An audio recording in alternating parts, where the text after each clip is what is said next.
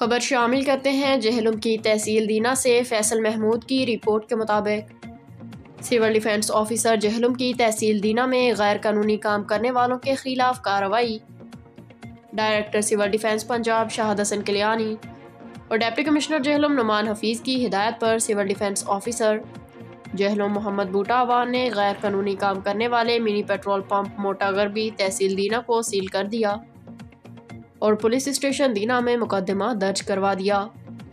और एक गैर कानूनी गैस की रिफिलिंग करने पर मंगला रोड दीना पर गैस एजेंसी सील कर दी गई और मजीद आग बुझाने वाले इंतजाम न होने पर 4 शॉपिंग मॉल के चालान कर दिए गए।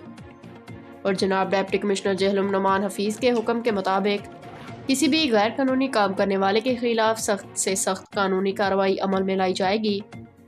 इसके अलावा माह नवंबर दिसंबर 2022 के दौरान गैर कानूनी काम करने वाले लोगों के खिलाफ कार्रवाई की और 1,27,000 जुर्माना गवर्नमेंट के हेड में जमा करवाया। साबका रूटीन के मुताबिक रवां साल भी गैर कानूनी काम करने वाले लोगों के खिलाफ क्रैकडाउन जारी रहेगा।